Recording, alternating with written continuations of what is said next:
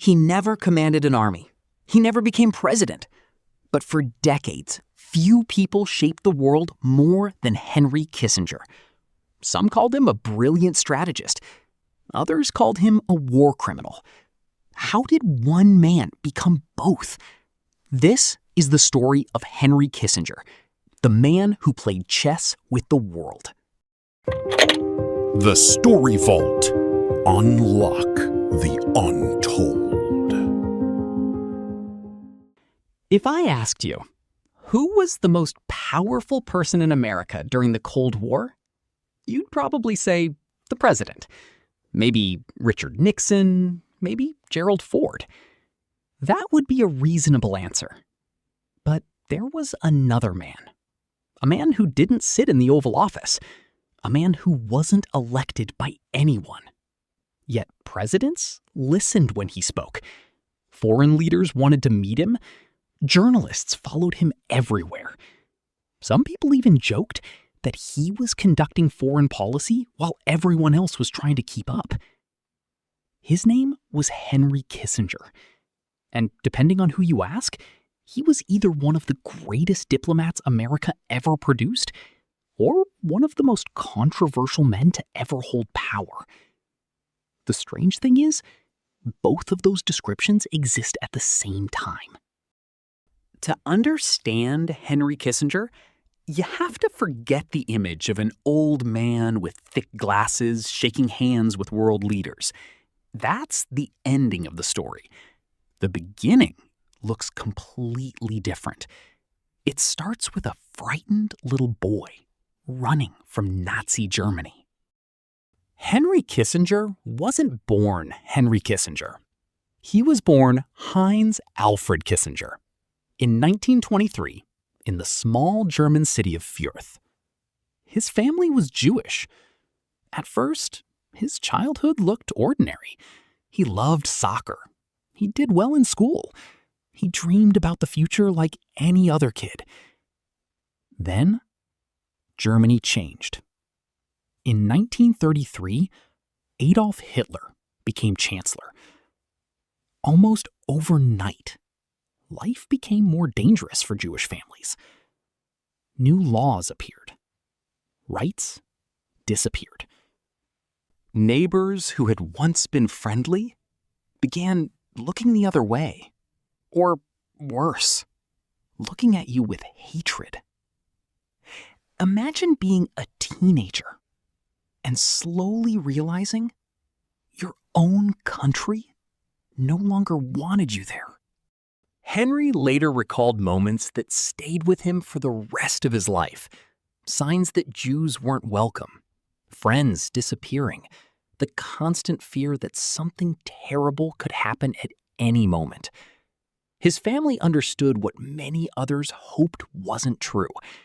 If they stayed, their future might disappear. So in 1938, just months before the violence of Kristallnacht shocked Germany, the Kissinger family escaped. They left almost everything behind: their home, their friends, their old life, and boarded a ship to America. Think about that for a moment. One decision, one journey across the Atlantic. If that ship had never sailed, history might have looked very different. Because the teenager stepping onto American soil had no idea that one day he would help shape the foreign policy of the country that had given him refuge. Like many immigrant families, life in New York wasn't easy. Henry worked during the day, studied at night. He learned English, adapted to a completely different culture, started over from scratch. It's easy to forget that before he advised presidents, he was just another young immigrant trying to build a new life. There was nothing glamorous about it. No headlines, no cameras, just hard work. Then, history interrupted again. World War II. The country that had welcomed Henry was now at war with the country he had fled. In 1943, he was drafted into the U.S. Army. There's something almost unbelievable about that. Only a few years after escaping Nazi Germany, Henry Kissinger was wearing an American uniform, heading back to Europe. Not as a refugee, but as an American soldier. Because he spoke fluent German, the army quickly realized he could do more than carry a rifle. He could gather information, question prisoners, help identify Nazi officials. As the Allies pushed deeper into Germany, Kissinger became involved in military intelligence. He wasn't the kind of soldier charging across battlefields. His weapon was information. Understanding people. Understanding power. Understanding what others were planning before they acted. Without realizing it, he was learning the skills that would define the rest of his life. After Germany surrendered, most soldiers wanted to go home. Henry stayed. He helped the U.S. military administer occupied areas. He saw what happened when governments collapsed. He saw how fragile order could be. And he came away with one belief that would shape almost every decision he made later. The world was not divided between good people and bad people. It was divided between order and chaos. And if order disappeared, the consequences could be catastrophic. Whether you agree with that idea or not, it's impossible to understand Kissinger without it. When the war ended, another conflict quietly began. Not with tanks crossing borders, not with bombs falling from the sky, but with suspicion, espionage, nuclear weapons, and two superpowers staring at each other across the globe. The Cold War. The United States and the Soviet Union. Neither side wanted a direct war, because a direct war could end civilization. So instead, they competed everywhere else, through alliances, proxy wars, intelligence agencies, diplomacy, economic pressure. Every move was like another piece sliding across a chessboard. And Henry Kissinger was fascinated by the game. After leaving the army, he enrolled at Harvard. At first, he was just another student. Quiet, intensely curious, always reading, always asking questions that didn't have easy answers. While others studied history, Henry wanted to understand something deeper. Why do nations go to war? Why do leaders make impossible choices? Can peace actually be achieved, or is it simply a pause between conflicts? Those questions would eventually become the center of his life's work. Years later, one of his professors said something interesting about him. Henry wasn't interested in simple solutions. He believed the world was complicated, and that leaders often had to choose not between right and wrong, but between bad and worse. That idea would make him famous. It would also make him one of the most criticized figures in modern history. By the 1960s, Henry Kissinger wasn't just a professor anymore. Politicians were asking for his advice. Military leaders were listening to his ideas. His articles were being read inside Washington. The young refugee who had arrived in America with almost nothing was slowly moving closer to the center of power.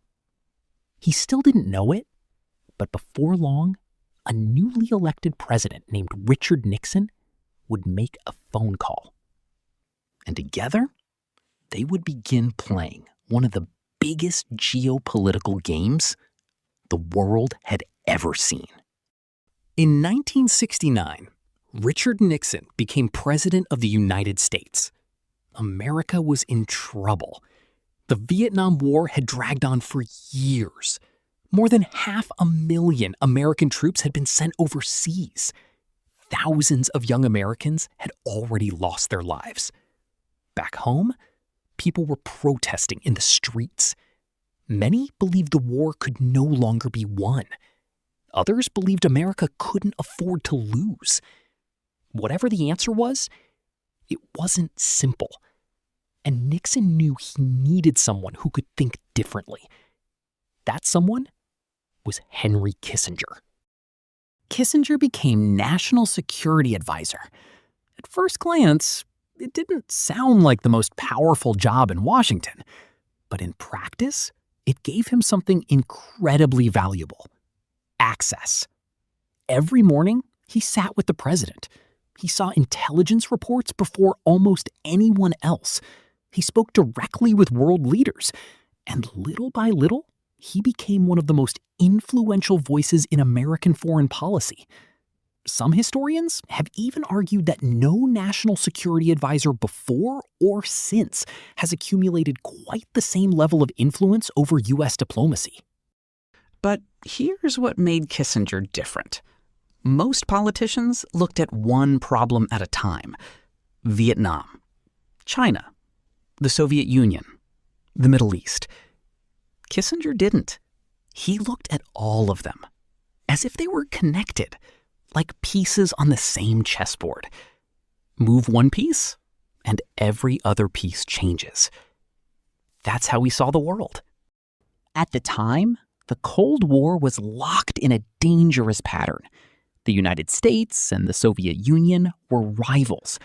Both had enough nuclear weapons to destroy each other many times over. Neither side wanted a direct war, so the competition happened somewhere else. In Korea, in Vietnam, in Africa, in Latin America, in the Middle East. Every regional conflict risked pulling the superpowers into something much bigger. Kissinger believed something that many people found uncomfortable. He didn't think foreign policy should be driven mainly by friendship or ideology. He believed it should be driven by interests. Today, we call that Realpolitik. It's a German word, but the basic idea is surprisingly simple. Countries don't survive by making emotional decisions. They survive by making practical ones, even if those decisions are unpopular, even if they're morally difficult. Supporters say this approach prevented larger wars. Critics argue it sometimes ignored human rights in pursuit of strategic goals. That debate continues today. Then, Kissinger noticed something that many others had overlooked. The communist world wasn't as united as it appeared. For years, Americans tended to see China and the Soviet Union as one giant bloc. But behind the scenes, their relationship had deteriorated badly. They argued over ideology, leadership, even their shared border.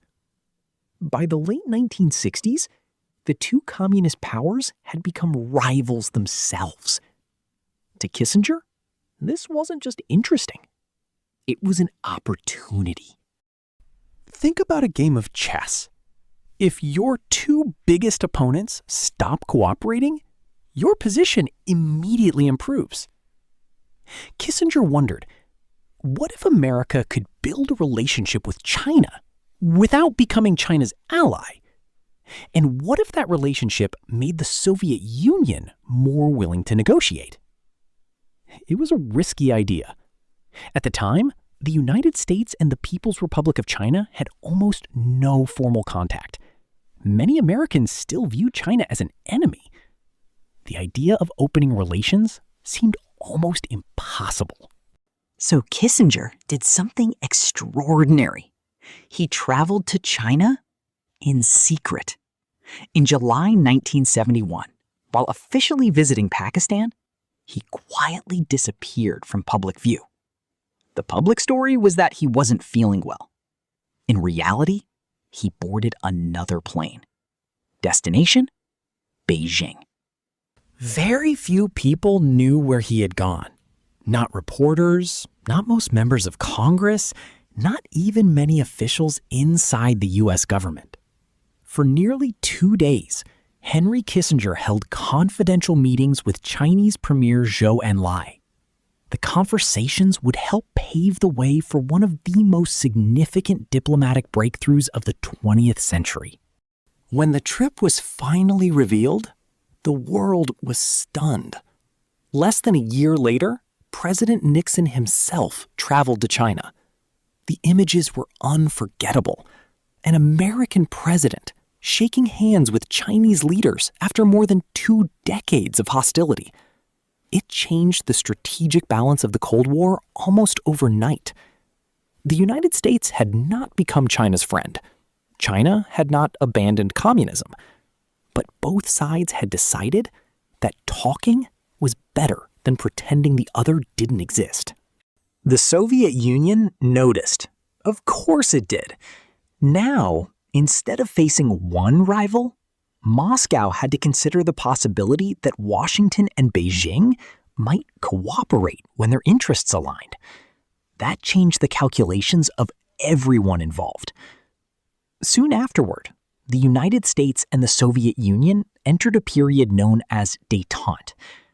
The tension didn't disappear, but both sides began negotiating arms control agreements and looking for ways to reduce the risk of direct confrontation. The Cold War was still very real, yet diplomacy had become another battlefield, and Henry Kissinger was one of its most influential strategists. By the early 1970s, people around the world knew his name. He wasn't just advising the president anymore. He was flying from one capital to another, meeting kings, prime ministers, generals, foreign ministers. Sometimes he seemed to spend more time on airplanes than in Washington. Reporters even coined a phrase for his relentless style of diplomacy: shuttle diplomacy. Fly to one country, negotiate, fly to another, negotiate again. Keep moving until both sides finally found common ground. Some newspapers even called him America's first celebrity diplomat. But behind the cameras, another story was unfolding. One that would define his legacy just as much as his greatest successes. The Vietnam War refused to end. Every administration hoped it would be the one to bring American troops home. Every administration discovered it wasn't that simple. By the time Nixon and Kissinger entered office, the United States had already been deeply involved in the conflict for years. Simply leaving overnight risked creating political and military consequences that many officials feared could spread beyond Vietnam. So Kissinger searched for another path, one that became known as peace with honor. The idea was straightforward: bring American troops home without making it look like America had simply walked away. Easy to describe, incredibly difficult to achieve.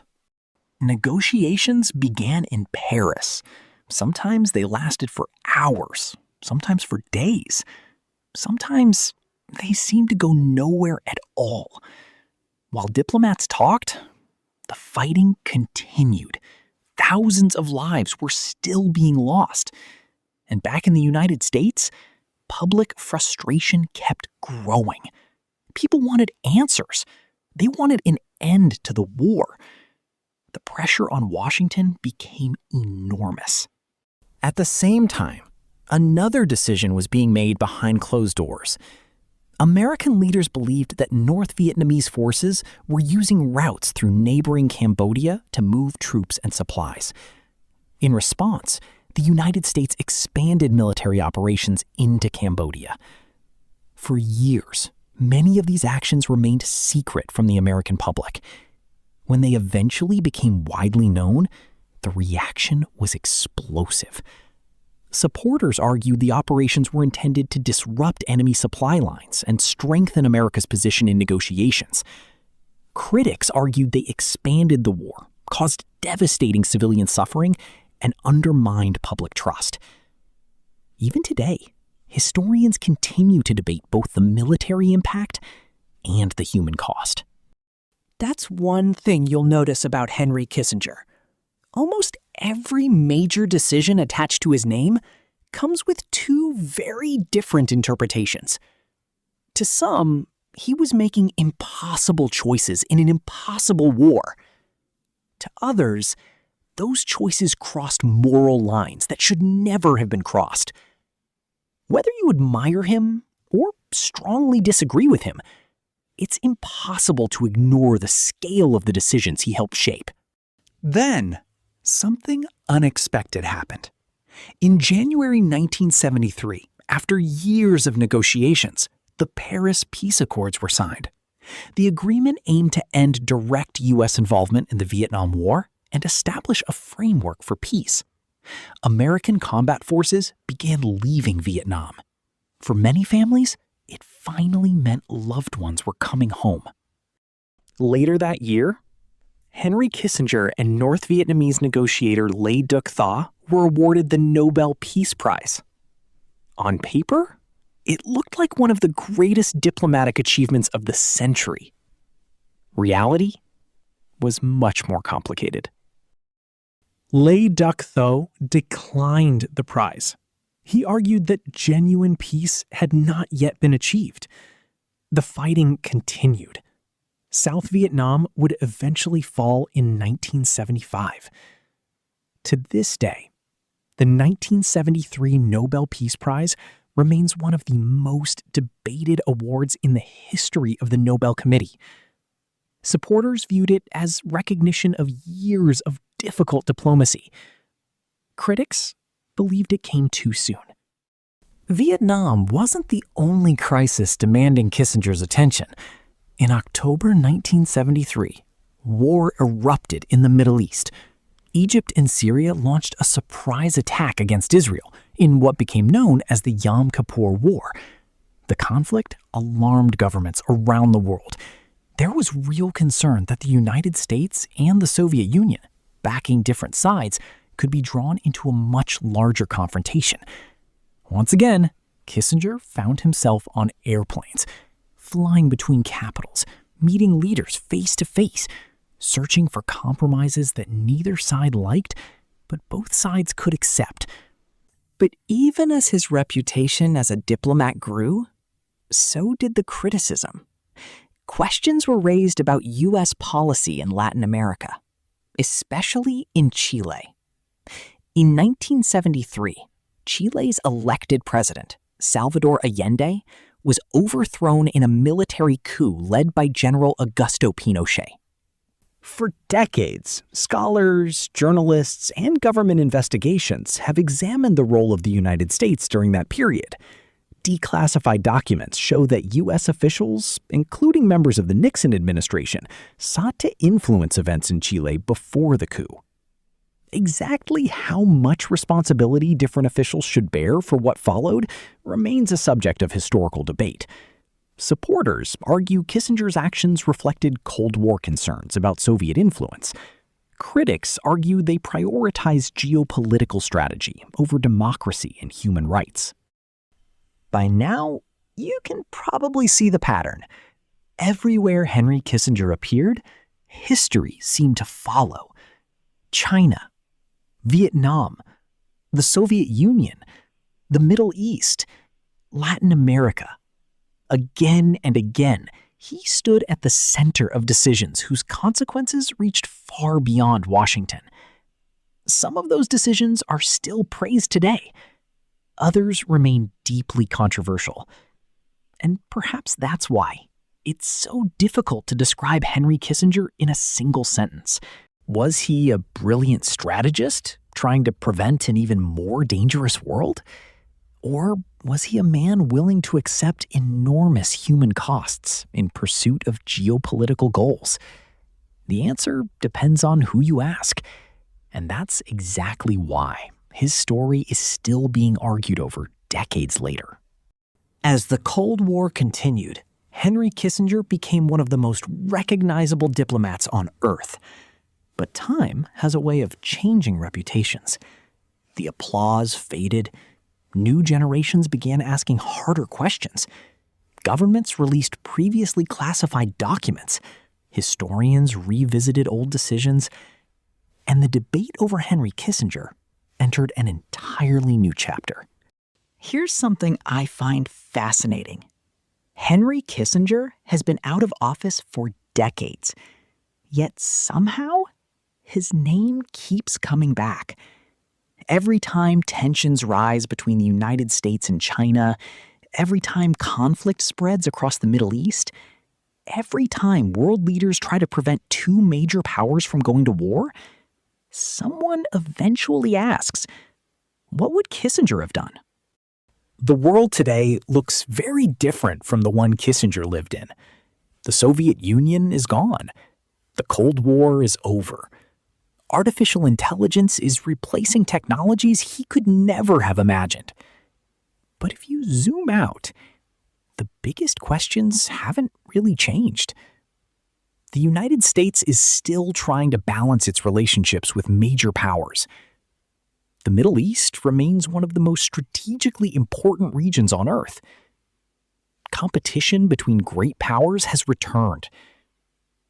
And diplomacy still matters just as much as military strength. Take the Middle East. When people watch the news today, they often focus on the latest missile strike, the latest ceasefire, or the latest political crisis. But those events didn't appear overnight. Many of the alliances, the rivalries, and the deep mistrust that shape the region today were influenced by decisions made decades ago. Not by one person alone, of course not. History is never that simple. But Henry Kissinger was one of the people sitting in the room when many of those decisions were being made. That's one reason historians still study him. Not because they all admire him, and not because they all condemn him. They study him because understanding Kissinger helps explain why today's world looks the way it does. If you want to understand why countries choose negotiation instead of war, or sometimes choose war instead of negotiation, you eventually run into the same question Kissinger spent his entire career asking. What keeps the balance of power from collapsing? So, was Henry Kissinger a hero? Was he a villain? Maybe that's the wrong question. A better question might be this: can someone change the world without leaving behind impossible moral questions? Because whether you admire Henry Kissinger or strongly disagree with him, one fact is almost impossible to deny. The world we live in today was shaped, in part, by the choices he helped make.